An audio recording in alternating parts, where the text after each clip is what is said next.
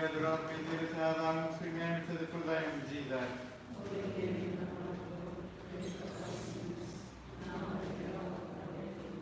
Sanctify the tent. The name of the Father, and of the Son, and of the Holy Spirit. Amen.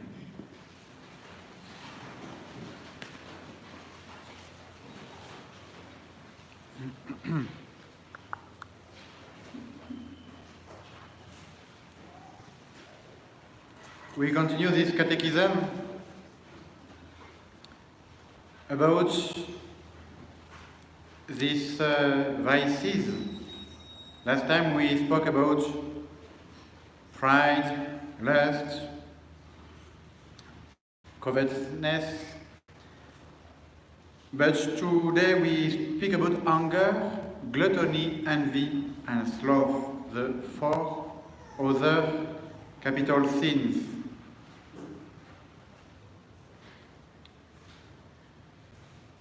What is anger?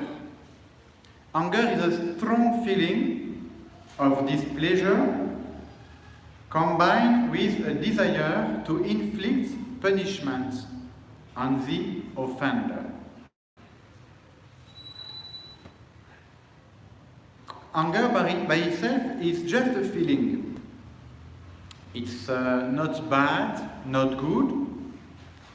If it's reasonable to be angry, it's good to be angry, like Christ when he was chasing out the merchant from the temple, he was angry. But it was a holy anger, a good anger. I imagine if you have a child and you want to punish this child, and you decide to punish this child, and decide to become angry, that he can understand that things are serious now. Actually, you are not happy, maybe, but you are not so angry. But you decide to show off some anger, to fight what is bad, with more power. It's a good anger. It's completely controlled with your reason. Anger is a feeling, not bad, not good. But of course, when anger is a vice, it means it's something, a feeling we cannot control. We are just getting angry without checking if it's reasonable or not. This is where it becomes a vice. This is why the problem of anger is losing the control of reason. And our dignity as a human being is to be reasonable. And we lose our dignity because we are not acting according to our reason, according to wisdom.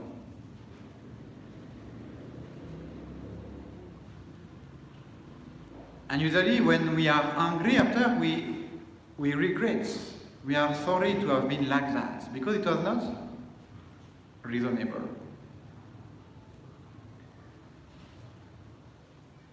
Anger is the source of many other sins, like hatred, revenge, quarreling, blasphemy, contumely, murder. And the opposite of anger, of course, is patience and meekness. That can help to control anger.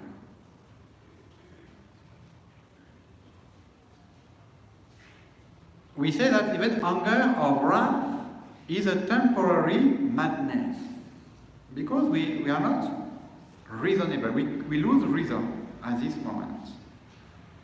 A man with this vice flies into a rage at every little thing. He always puts the blame of his anger on others, and even when he is alone, he can get angry.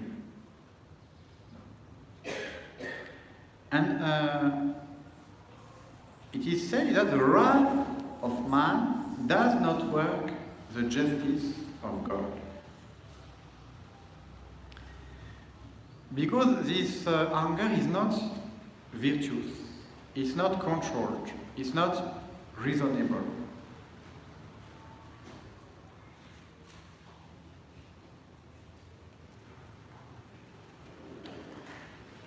Willful murder is one of the sins that cry to heaven for vengeance and is coming from anger. No, anger is not always a loss of reason. It can be also something that you let grow in your heart and you are aware of it and you keep it active and you feed your anger. No, you have this kind of anger when you are just upset and you don't control yourself. But you have this anger that you feed against someone, against something, this resentment. And you cultivate this anger. And now you can even kill someone out of this anger.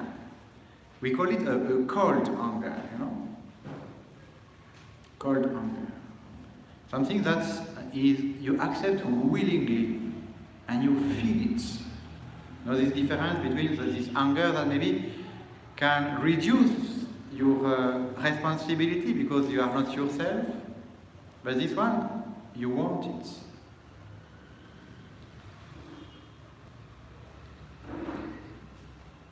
When the first willful murder took place and Cain killed his brother Abel, God said to Cain, "The voice of thy brother's blood cries to me from the earth."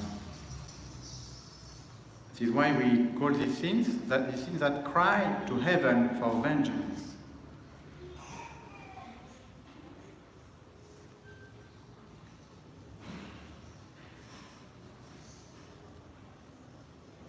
This passion of anger, if we don't control it and we indulge in it, it will develop these vice that makes someone become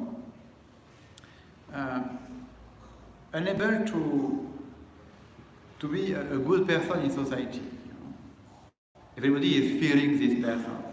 So this person can just start shouting like that, become violent,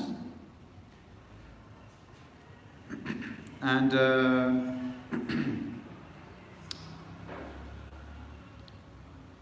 develop this bad character that's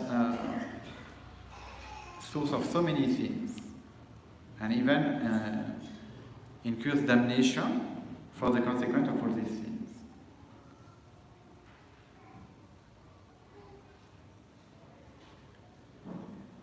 Many men have had a stroke of paralysis brought on by anger. Some have even died. You can see that anger is harmful for yourself, even for your body, but even much more, of course, for your soul. Now, what to do? What to do when we are angry? We feel this anger. I think the first thing is to know ourselves. To know ourselves and to try to identify the situations where anger is coming. And to see the first signs of this anger coming. That we can react in. You can react very early. Because we can cut it when it is still early. After, we are already lost. It's too late. We don't control ourselves anymore. This is why it is so important to foresee the situations, to control it at the very beginning. This is why we say it's good if we are angry to decide firmly never to speak or to act when we are in this situation. Because what we can say in this situation is not good. It's not wise. It's too much. This is why, and we have all of us this experience. We are angry, we say nothing, but if we start speaking, now we say too much. We speak too much. And we lose this wisdom. This is why it is better to keep quiet totally. Never to speak out of anger. Never to act out of anger. And even when we punish a child, we should not punish out of anger. We should punish willingly, wisely, with all the control of our reason, and not just out of anger because of this child is disturbing me. Saint Francis of Sales was a very angry man. You know, he is known as such a soft and charitable man, a very, very soft and kind bishop, but he was so angry. It is said that when he was young, he was from a noble family, and he was so upset that he threw someone by the window because he was upset, angry. No, he was very choleric actually, but he became very, very soft and passionate. And one day he was a bishop, he was in his office, and his office was always open for everybody to come and speak to him. And one day a man, very arrogant and angry, entered his office, even with his dogs, you know, and he was shouting at him. And Saint Francis of Sales keep quiet, totally quiet. He said nothing. Even it was not normal, you know, he should have at least said something, but no, he said nothing. And after someone asked him, but why have you said nothing? You could have at least answered something. And he said, no, I could not. If I was to open my mouth, it was finished. I would have got so angry, you know. I was boiling inside. But he controlled himself, you know, let me not start speaking. Because I know myself. If I start, I will not stop. And it's good to pray at this moment. I know it's not the moment where it's the easiest moment to pray, but it's the moment we need to pray, to keep our will.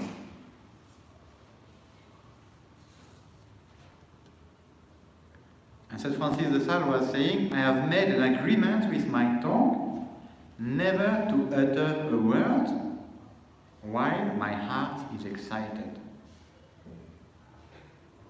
And St. James is saying, let every man be slow to speak and slow to wrath.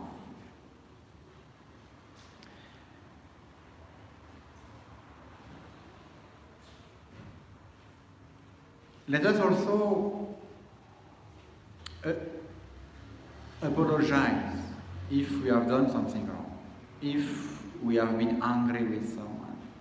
You know, sometimes we are sorry for these kind of things that we don't control. We are so obsessed or angry, we say something that is bad, and actually we had no control on it.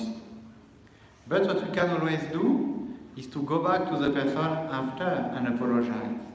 This act of humility will deserve us the grace to control ourselves. When we cannot prevent a sin because we didn't succeed to prevent it, let us go back and ask for forgiveness. It's always something that is very helpful, because this humiliation will help us. It's a kind of punishment we give to ourselves. Okay, you have acted badly, now go and ask for forgiveness. It's an humiliation, it's a punishment we inflict ourselves. It's also justice.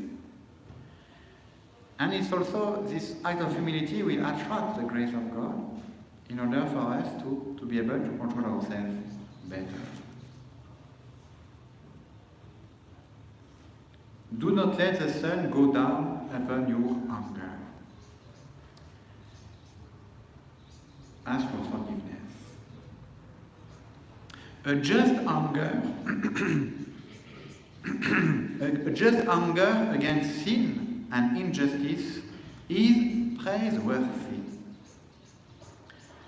We may hate the sin, but not the sinner. Christ has his just wrath when he drove the sellers from the temple. And the Holy Scripture is saying, be angry and do not sin. Be angry, but do not sin. Be angry, but in a reasonable manner, to fight evil, but with all charity. And this anger I was telling you is good sometimes. Because we have to fight evil. And we need strength to fight evil. And anger is giving you a lot of strength. But let us control this power, because it's a dangerous power. We can go too far. But of course, if you have to protect your family against someone who is attacking you, you will need a lot of anger, maybe, to attack and to defend and attack. You know? Anger can be good when it's reasonable.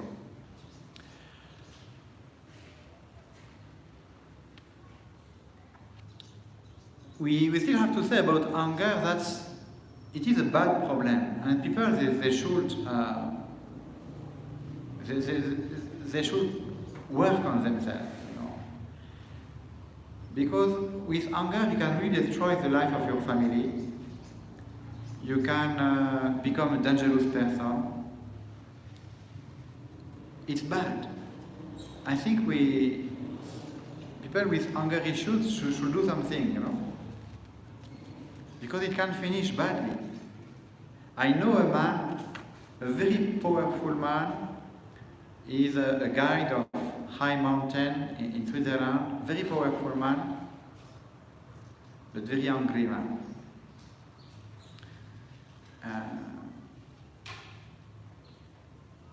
One day he was at home. His baby was crying.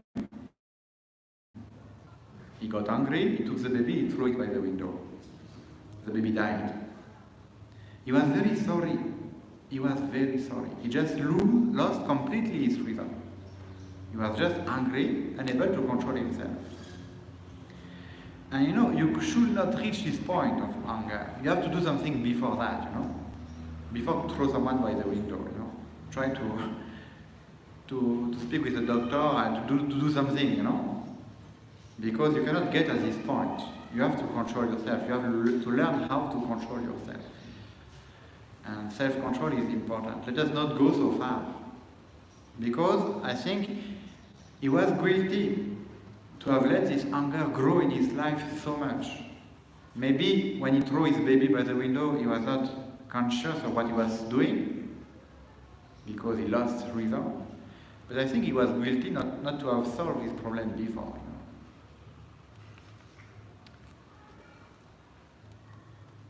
What is gluttony?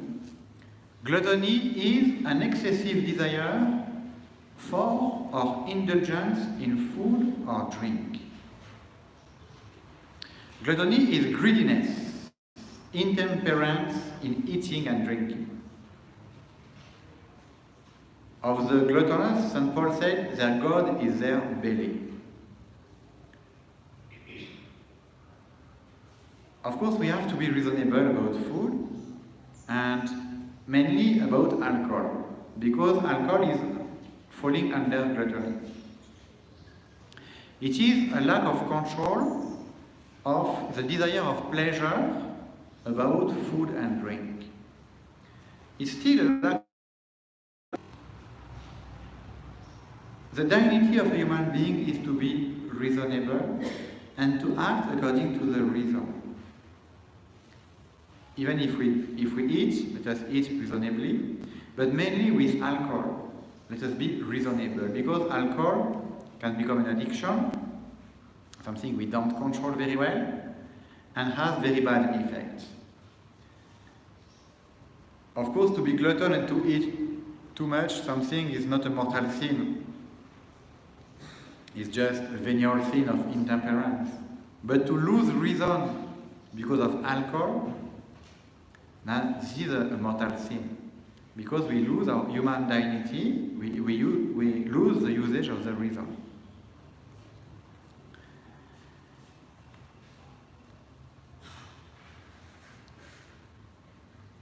Gluttony has bad effect also. It weakens our mind and excites our sensuality and laziness. It is not for nothing that usually we recommend so much fasting during in the Catholic Church. Fast is a way to control your desire of pleasure. Fast is a way to control your sensitivity. And even to control your desire of pleasure about food and drink is really helping also to control the bad desire about impurity. Because this is somehow the same kind of things, the lack of control for the desire of pleasure, physical pleasure.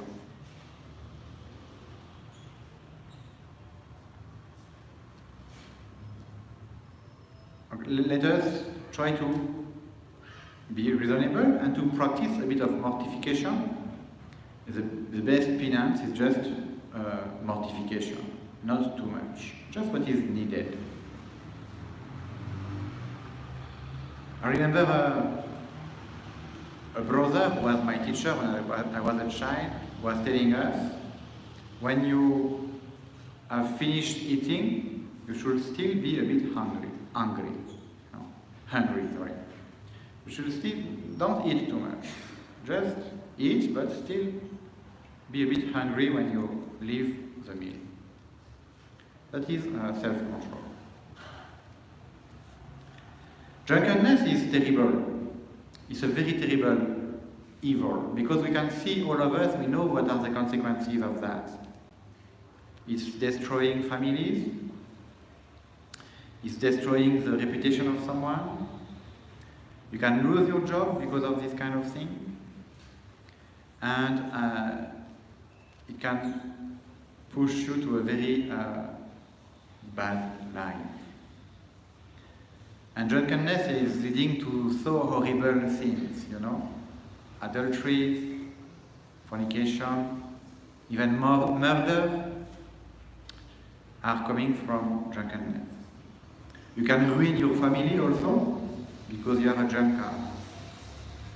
So many people, they are drinking every day the whole of their salary and they have nothing to bring home. A man, when drunk, loses his reason and often makes a fool of himself. If reason is the chief difference between man and the beast, why should one extinguish it by drunkenness? The sensual man does not perceive the things that are of the Spirit of God. And he who sows his flesh, from the flesh also he will reap corruption. It is well for young people to abstain from drinking alcoholic beverage and smoking till after they have 20 years of age. That is a custom. It's a wise custom.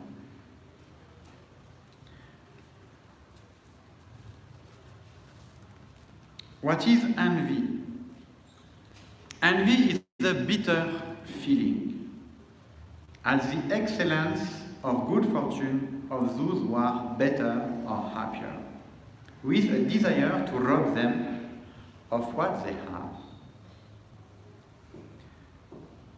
Envy consists in discontent or anger at the success of another, as though it were evil to oneself. It also consists in rejoicing over another's misfortune, as if it were a good to oneself. The problem of envy is directly against charity. And charity is the main commandment. The most important one is to love our neighbor. And now envy is a direct opposite. To be sad when your neighbor is happy. It's a problem of charity.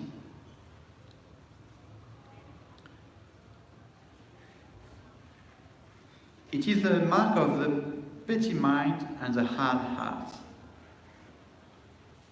The devil invited Adam and Eve in paradise. Cain invited Abel, whose offering was pleasing to God. Some are so envious that they even envy the holiness of others.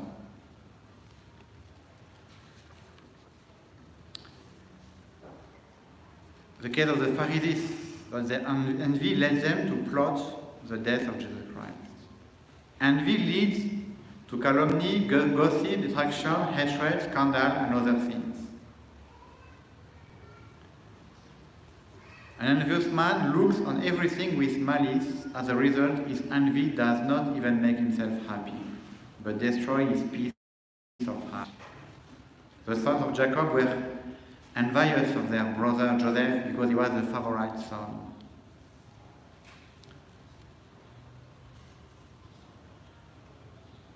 A form of envy, one of the greatest sins, is envy at another's spiritual good.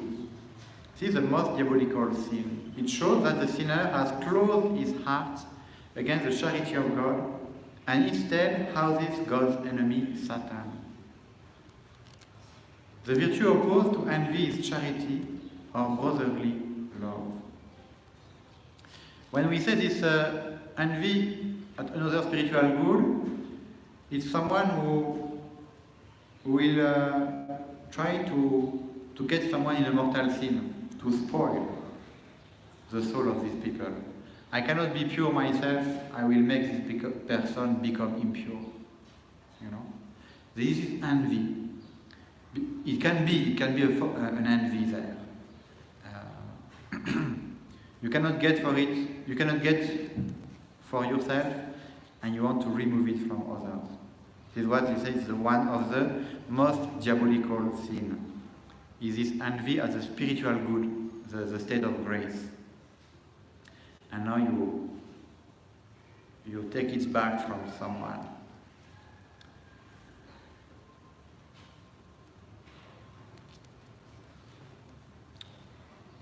Let us practice the opposite.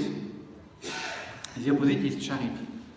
Is to force ourselves to rejoice for everything good around us. Let us practice this charity. What is sloth? Sloth is a neglect of one's duties, spiritual or temporal, through laziness. All of us, we have to be active. We have to work. Remember what he said in the Gospel? If you don't want to work, stop eating now.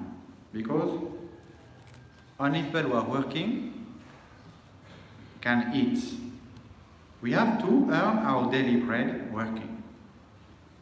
Different kind of work, but working.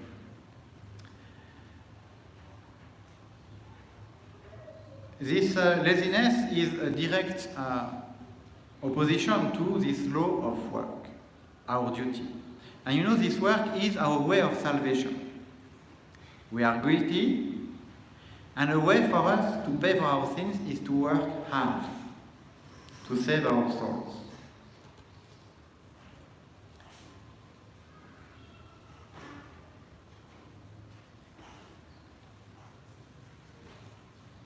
Many complain of hard luck, but often misfortunes come from laziness.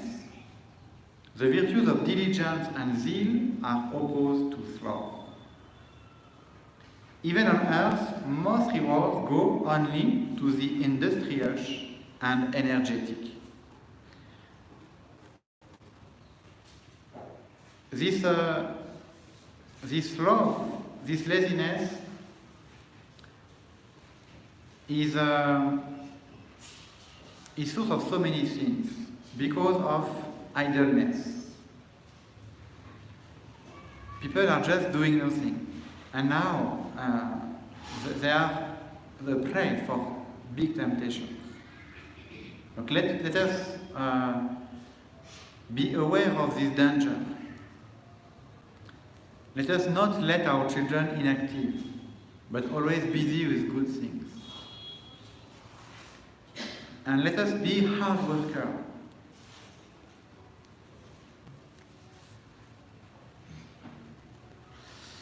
There is also a form of laziness that is called lukewarmness, that is, or tepidity. It is a spiritual form of laziness. That is a lack of desire to serve God.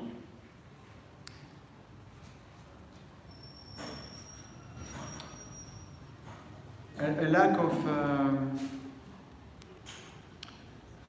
devotion, a lack of piety, a lack of spirit of sacrifice, a lack of effort in our spiritual life.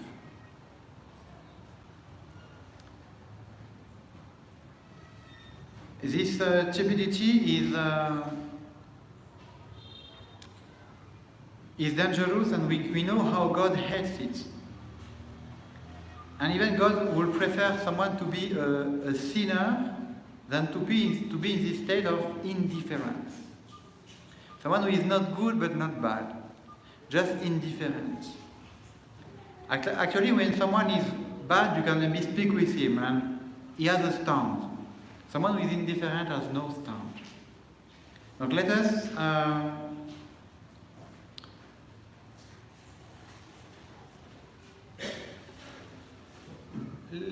us not stay in this indifferent situation. The Catechism is saying that some great sinners have converted and become great saints. But someone who is just in this state of tepidity will never convert. He will never make something of his life because he is lacking of reaction.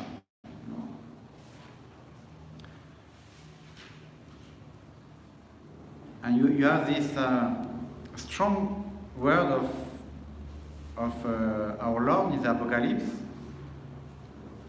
I would that you were cold or hot, but because you are lukewarm and neither cold nor hot, I am about to vomit thee out of my mouth. It's a very strong condemnation of people who are in this state of tepidity.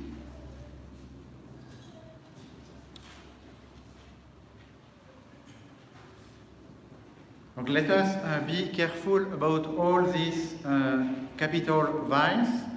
They are dangerous. They can